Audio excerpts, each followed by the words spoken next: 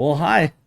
Glad you're here. This is my favorite time of day, the time when it gets quieter in the classroom and I have a chance to answer some of your questions. What we're going to be doing today is going through the individual test for Chapter 1, CP Math 1 individual test, and we're going to go ahead and take a look at the answers to this test.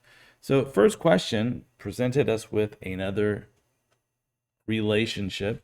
And the question is it a function? Well, at this time, we're probably getting suspicious because every single time I do this, it ends up being a function. And this one was no exception, right? So I hope we do remember what a non-function looks like. Um, you guys have given me some interesting ways to think about it, but it's you said like it doesn't cross back on itself. I'm not exactly sure what that means, but it's something like if I was to see a function that went like this, right, because it went back on itself, it is better probably put it over here like this would be a non-function. And the reason why is I can see that there are x values, like this x value, right, has a y up here and it has a y up here. So anytime I have a relationship that is not a function, it will always be the case that one of the x's will have multiple y's. Like, for example, this one right here. This particular x has 1, 2, 3, 4 different y's. Whoops. And we can't function like that because if I give a function a value of x, I'm expecting a consistent, predictable value to come back. So those are both non-functions. This one that we had here was a function. Let me clear that screen. So if I look at this question that I was given, is this relationship appear to be a function? And the answer is, we would say yes. And the reason why this appears to be a function is because every single x value that I can see, as I just go across the domain, every single time I stop at a particular x value, those x values from my domain, they have at most one y value, and that's my range. So because I'm not, x's aren't picking at multiple y's, this is a function. Next question is, what's the domain of f of x? Well, the domain of f of x is all of those values, right, starting at, in this case, -2 and going all the way to 10. So we could say all x values from -2 to 10. That's one way to write it. Another way to write it is just to use this inequality notation. So we're saying our x's are sandwiched between -2 and 10, including the endpoints, right? Because those are solid dots. So x can be -2, x can be +10. Our domain is any x value from -2 to 10, inclusive of the endpoints. What's the range of this function?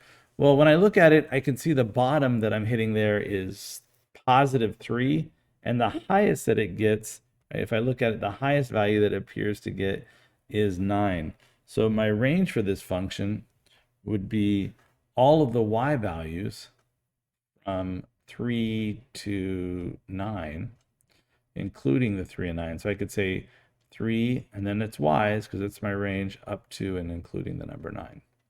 Excellent. Let's see, let's move on to the next question. That'd be nice. Next, we are asked, what does the function give us when we give it the value 6? So if I come up here and I look at it, I can see I'm going to be giving this function the number 6. And when I give it the number 6, I can just follow this line where x is all equal to 6, and I can see, oh, it's going to hit at the point when y is equal to 9. So that's why we write down here, what is the value of f of 6? Well, it turns out when I give it 6, it hits the number, I said 9, didn't I? But I drew a line to 8. So when I give it 6, I get the number 8, right? When f is 6, the y output is 8. I don't know why I said 9. What's the other one? It says, what about f of 9? Oh, what do I get when I give it 9? Let's do this one right, Robert. So let me pick a different color. I'll use this green. So if I give it the number 9, I'm just going to go up here until I hit the curve. Oh, when I give it the number 9, this is the y value that I get, right? The y value that I get is when I give it 9, it gives me back 7. Now, it's true, there's two different numbers I can give it to get 7. I could give it like, it looks like 6.5. 6.5 always gives me 7. 6.5 always gives me 7, but 9 gives me 7, right? 9 gives me 7. So when I give it 9, I realize now that I have that up. When I give it 9, it gives me back 7. So for this, we would say that f of 9 is the number 7. And then the other question it says what value of x will make the function give you an answer of 9? Okay, so it's a little different. I want to know, and I'll use red for this. I want to know what values I can give the function so that I get an output of 9. An output of 9. And you can see this red line represents outputs of 9, and there's only one place where it happens. It happens right here, right? What is that? Well, that happens to be the spot where x is the number 5. So if I want an output of 5, no, if I want an output of 9, right? If I want an output of 9, I have to give this function the number 5.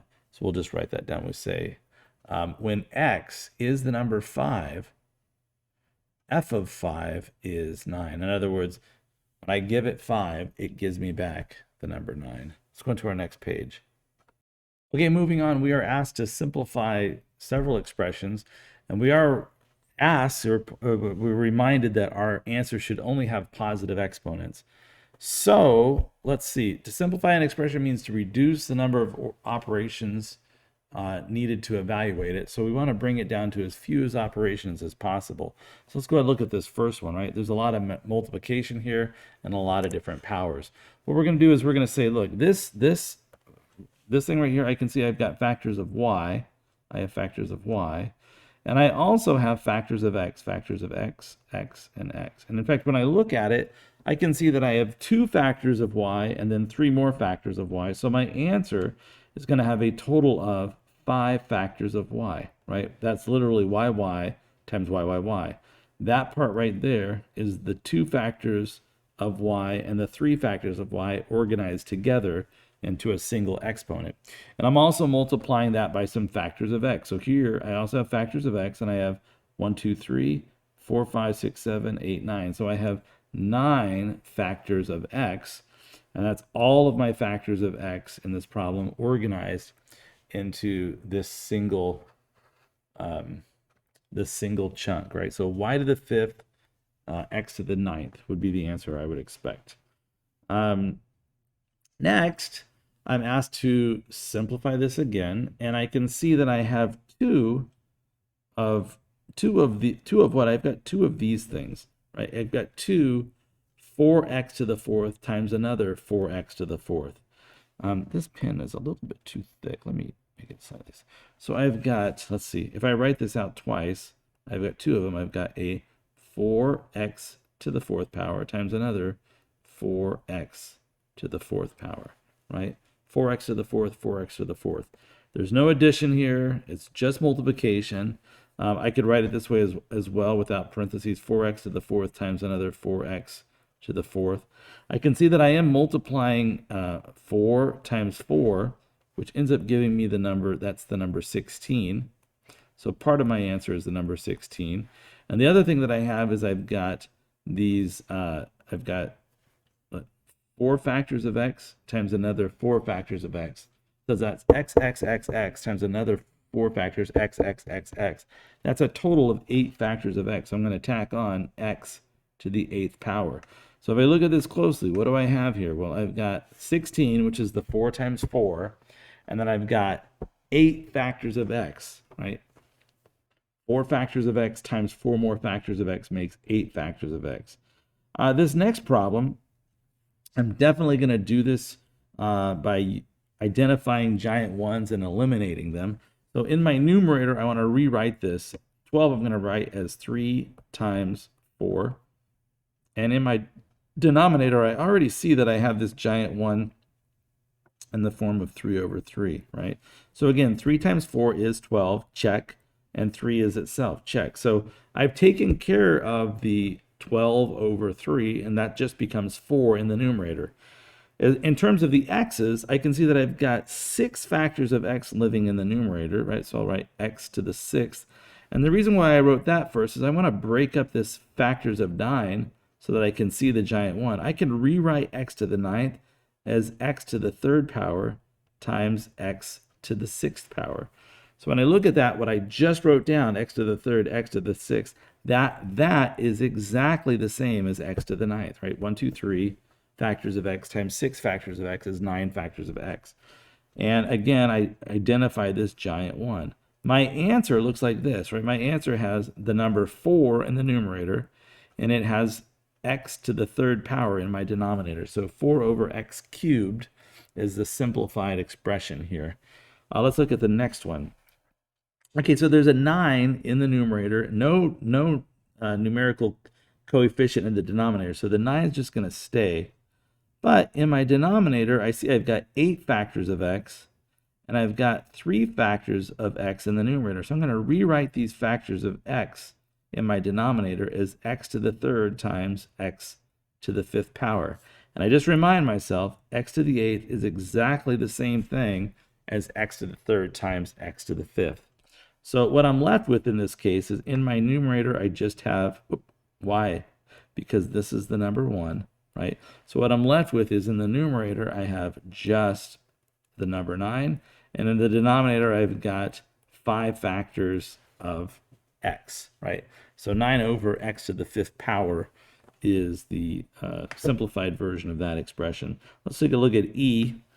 I'm going to play the same game here. I'm going to break these up, and I can see that I have more factors of a in the denominator, so I'm going to reorganize those as a squared times a to the 3rd power. And up in the numerator, I had an a to the 3rd power. So that's why I decided to go with the 2 and the 3, right? Because I want to match these up. I want these to become the same.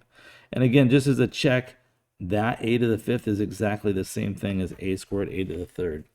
I'm going to do the same thing with b, but this time because there's just 2 factors of b in the denominator, I'll leave that one alone.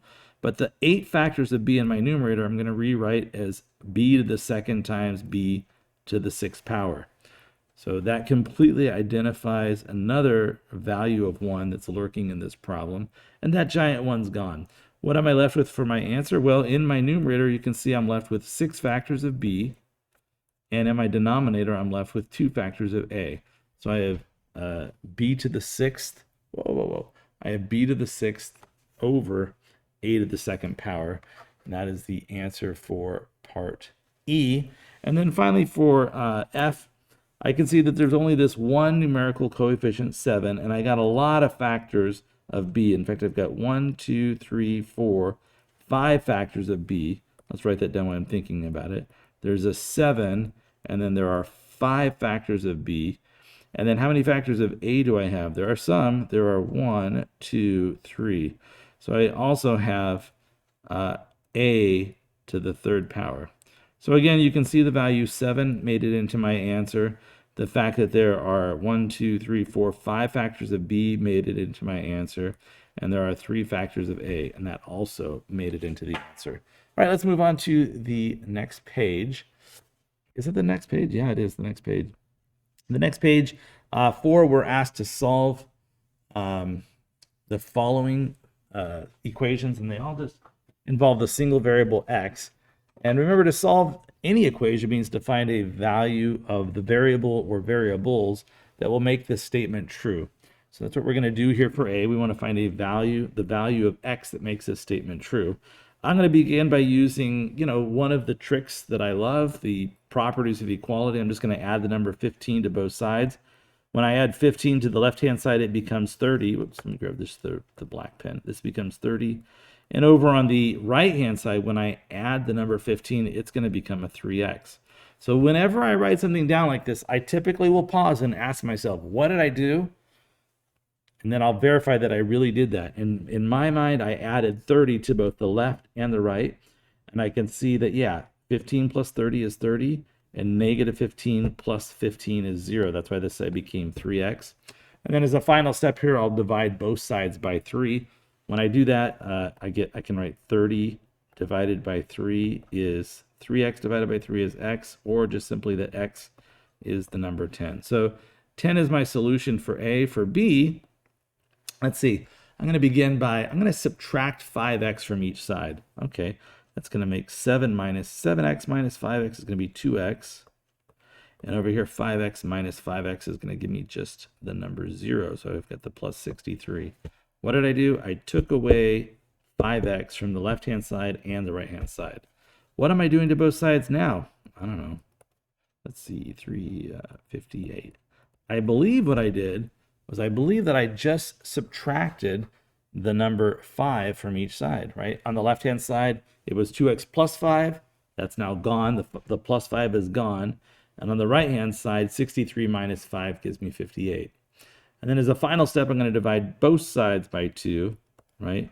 2x divided by 2 is x 58 divided by 2, right? X 58 divided by 2. That's a nice number. That's just the number 27. So x is 27. For B, simplest form of the distributive property possible ever is this. I can distribute this multiplication problem, this monomial across this binomial. So I'm going to hit both of these are terms inside, right? I'm going to hit both of the terms inside of this, both the 2x and the negative 2 with a factor of 3. So 3x times 2x becomes 6 times x, and 3 times negative 2 becomes negative 6. And over here, that equals 36. Now, what did I do to both sides? I didn't do anything to both sides, right? What I did there was I rewrote the left-hand side using the simplest form of the distributive property. Okay, so now what am I going to do? Well, to both sides, I'm going to add the number 6. You are? I am. I'm going to add 6 to both sides. If I add 6 to the left-hand side, instead of being 6x minus 6, it's just going to be 6 times x. And when I add 6 to the right-hand side, that's going to become the number 42. What did I do? I added 6. What am I going to do now? I'm going to divide both sides by 6. 6 times x divided by 6 gives me just x. And over here, I have 42 divided by 6. And it turns out that 42 divided by 6 is 7. So x is equal to 7. And let's jump to D. Ooh, look at that. I've got an x plus a 3x plus a 4x. So I'm adding them all together, right? 1x plus 3x plus 4x. That's different. That's different. If I then multiplying them, I'm adding them here. So an x plus a 3x is 4x, plus another 4x is going to give me 8x. So this is going to become 8x minus 7 equals 81. 81. What did I do both sides? I didn't do anything to both sides, right? What I did here was I rewrote the left-hand side. I wrote the terms x plus 3x plus 4x as 8x because x plus 3x plus 4x is identical to the number 8, or the value of 8x in all cases. So now what am I going to do? Well, now I'm going to add a 7 to each side. The left-hand side is going to become 8x. The right-hand side will become 88. What did I do? I added 7. Now what am I going to do? I'm going to divide both sides by 8. 88 divided by 8. If I check the arithmetic, it's really great. 88 over 8 is 11. So without verification, without checking the solution, I'm just asserting x is 11. We'll talk about checking things more later. All right, moving on. What we're asked to do now is we are presented with some functions and we're asked to evaluate them. There are only 2 functions that we're given here, right? One of the functions is f of x, and the definition for f of x is 5x minus 7. 5x minus 7. So we're going to need that expression 5x minus 7 for this problem, for part of this problem right here.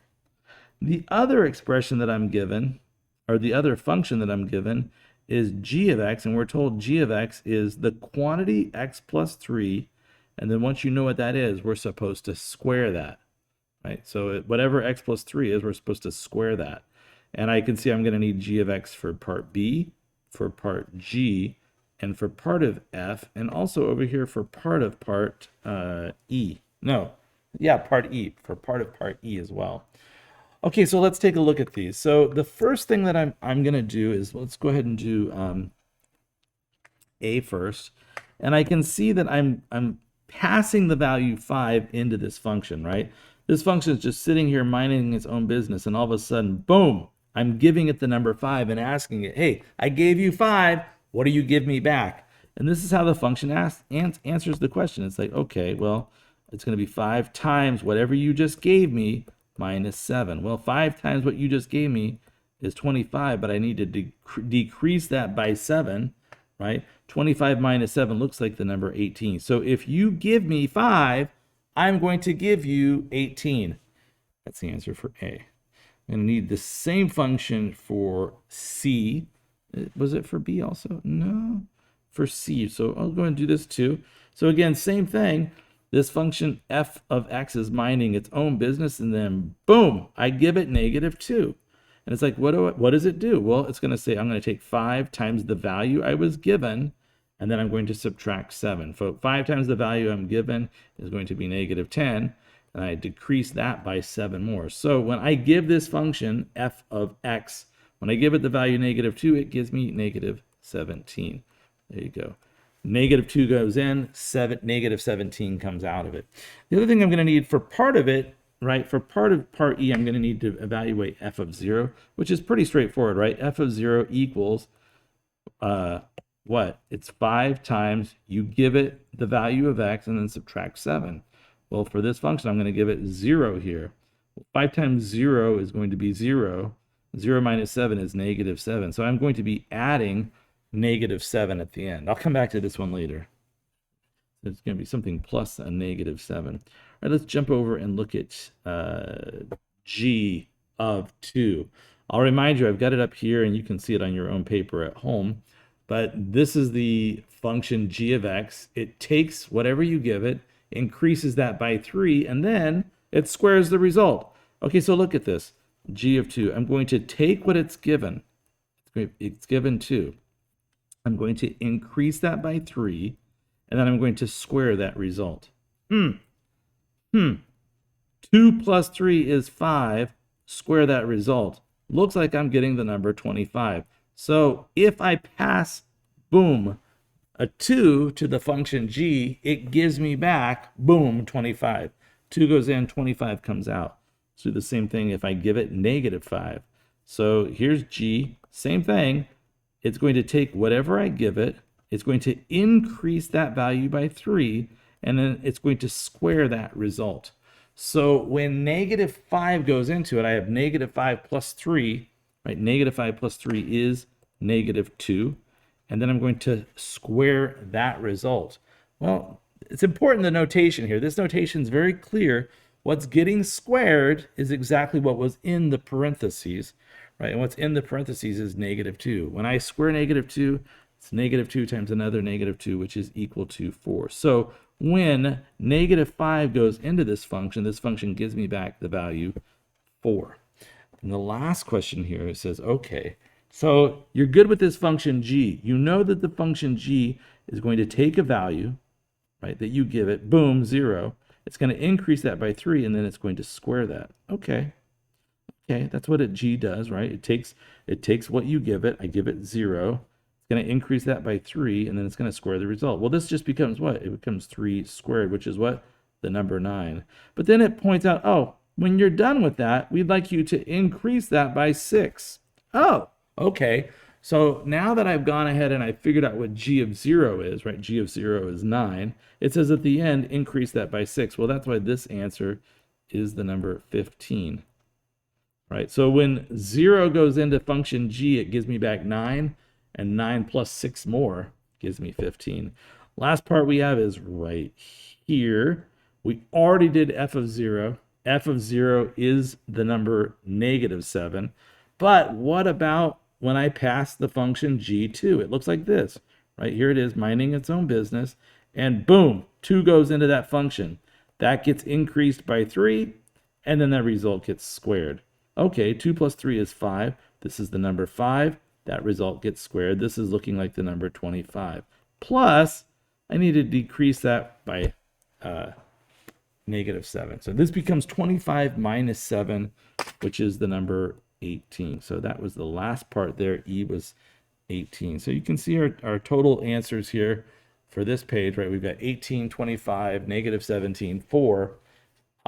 18 and 15. Oh, 18 occurred twice. Very good. Let's move on to our fourth and final page. And on this one, I kind of have the results kind of written here. We just kind of look at these. One of the things I kind of like to do, oops, can I bring this up? Oh, that'll work. Replay. That's fun. So if I look at this, oh, really? Let me replay the whole thing. Exit replay. Let's see. Replay. Oh, fabulous. Oh, no? Yeah, there we go. So I got this pattern, and one of the things that I did is I tried to notice what it looks like, and I can see this by kind of thinking about the little dots. But it appears to me that every single time I move forward, like I'm adding one above, one below, and one to the left. One above, one below, one to the left. One above, one below, and one to the left. And when I look at what's in the middle here, this is the previous shape. This is the previous. Ooh. Oh yeah, that is the previous shape. And this is the previous shape. So I'm always looking at the one just to the left of it. So I can see that each time I'm increasing by 3. So figure 0 itself started out with 3 tiles, right? But then because of the x's here, it increased by 3. So I went from 3 to 3 more, always increasing by 3 to 6, and then 9. And then 9 plus 3 is 12, plus 3 is 15, plus 3 is 18. Again, my growth here is 3. And the growth is 3 of the tiles. The growth of 3 tiles as the figure number increased by 1. The other thing that I see here is I can plot those points and make a lovely graph. So that plot would look like this, right? My points are at 0. Oops. I guess I'm writing the equation here first, right? Y is equal to 3x plus 3. This 3 represents my growth. I'm adding 3 each time, and this is where I'm starting. I began at 3. And if I plot those points, they look like these. And the other question I was asked was, well, what is x if you've got 20 for the 8th term? So if I want to know the 8th term, I can come in here, I can say, well, look, for the 8th term, that's going to be 3 times 8 plus 3 more, which will be 27 tiles. All right, that's it. What are we at? Less than 30 minutes. Look, I know that you get tired. This gets taxing. My thing here is I want you to hear vocabulary in context. I want you to keep hearing it again and again, and I want you to get to where it just sounds comfortable. If you're listening to me talk about these things, like, this is not how I talk, right? I know this is not how we normally talk, but if I'm in a mathematical context and I'm real precise and I talk about terms and I talk about factors and I talk about properties of equalities and you keep hearing that stuff's going to click. So really, just trust yourself and listen closely. This will click, and all of a sudden, it won't hurt. Now, of course, this time of day, I feel like I need to take a nap, right? Mentally, I get tired. I get that. I get the fatigue. But keep listening, keep thinking, keep working, and keep doing your best. I look forward to seeing you in class again. This is Mr. Roberts. Good day.